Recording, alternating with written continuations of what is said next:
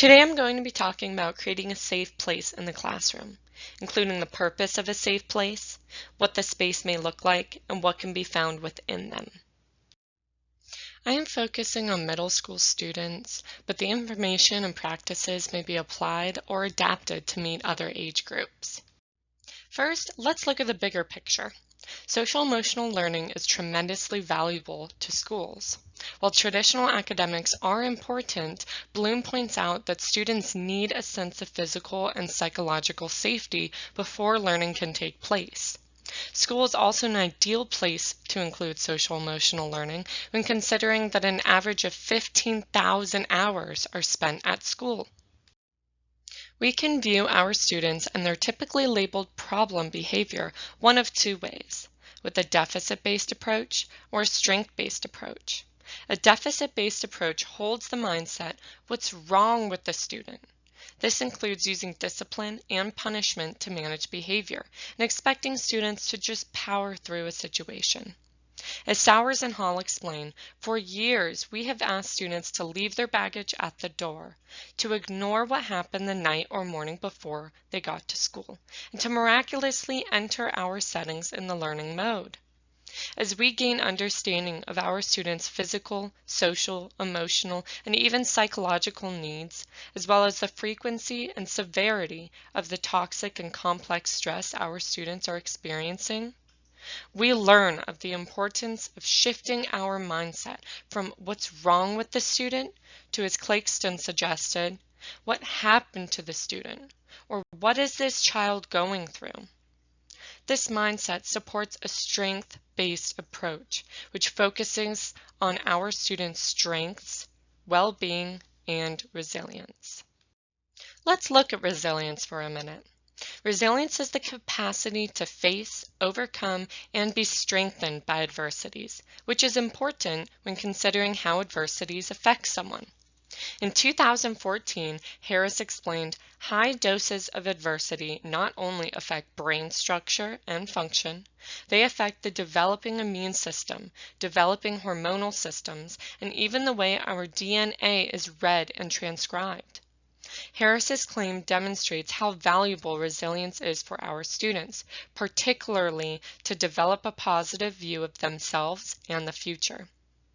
Ginsberg suggests viewing resilience as 7 interrelated characteristics, commonly referred to as the 7 C's of resilience.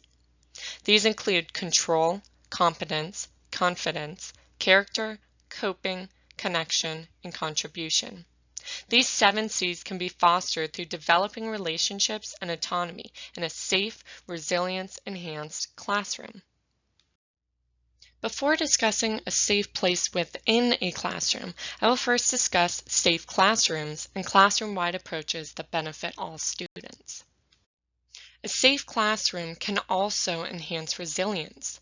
Roots of Action describe the compass advantage, designed by Price Mitchell, as the framework designed to foster development and integration of a child's mind, body, heart, and spirit. This framework identifies 8 key abilities, including resilience.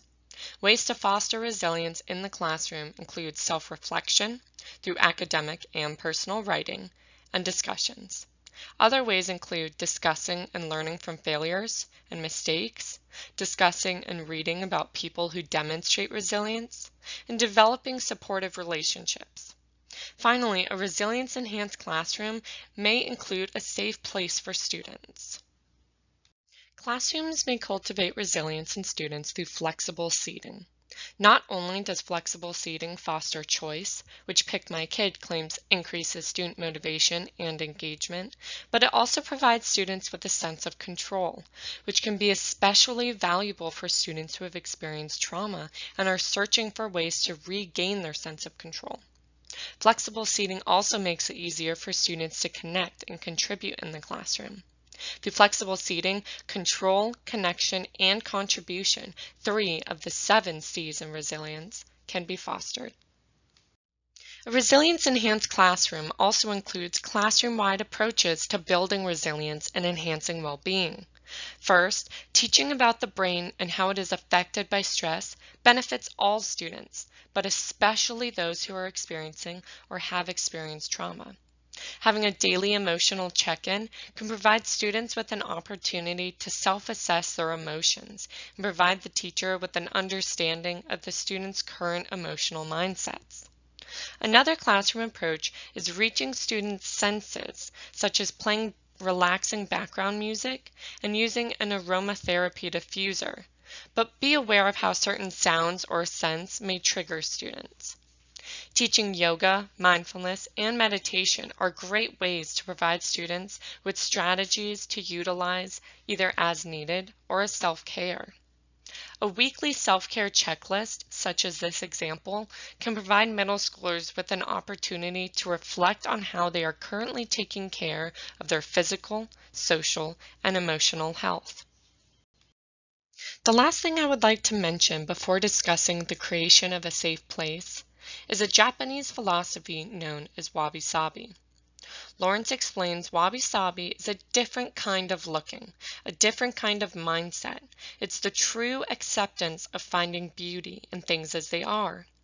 Modeling and fostering this philosophy of embracing the perfection of being imperfectly you can benefit students who have had a negative self-image, low self-esteem, and low self-efficacy.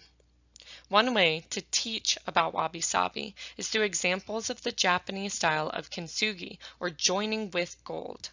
This style demonstrates that imperfections are beautiful. Sturm claims, embracing wabi-sabi is as easy or as difficult as understanding and accepting yourself, imperfections and all. It's about being compassionate with yourself as you are and building on whatever that is, not feverishly trying to rebuild yourself in order to pose as something else entirely. This view can not only help students, but also teachers and families in their journey of self-acceptance and growth. So now we know about safe classrooms, including strategies to foster resilience and self-acceptance. So let's discuss a safe place within the classroom.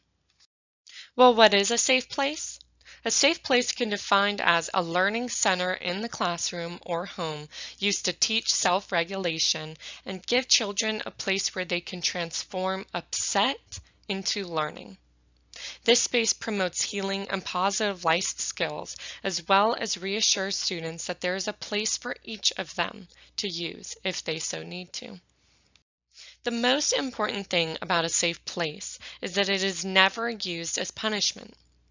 Teachers and staff are not to send students to this space, but instead, students should be able to choose to use this space. Before giving students the opportunity to use this space, I would first talk with the students about the purpose of this safe place and when to use it, as well as what can be found within the space. This is a great opportunity to hear from the students by having them identify objects and strategies that would be beneficial. We would also discuss how students can re-enter the group and emphasize that re-entering the group takes place when the student is ready and chooses to, not when I, as the teacher, allow them to. This is not a timeout space. Now, saying students are free to join the group when they are ready also identifies the need to explain that this is not a hangout zone. This space will typically be used for 5 to 10 minutes, which a silent timer such as a sand timer may help indicate, and students will still need to complete the work they missed, as appropriate of course. Another key to the success of the space is that I, as the teacher, would also be able to use the space. The safe place in my classroom will be in a quiet corner of the room. I will have a divider of curtains and bookcases, which will block other students from directly seeing the space. This safe place will have floor space with a yoga mat or a larger rug in which students can practice yoga or stretching to de-escalate. It will also have comfortable seating and plants to provide a natural and comforting physical environment. So, what's in a safe place? This space will incorporate strategies that help students de-escalate through the use of their senses, reflection, breathing, and resources. As we know, people learn a lot through their senses and can de-escalate by using objects that reach these senses. Some objects, such as fidget cubes and a never-ending block, can help students turn their attention to an object, reaching their sense of touch.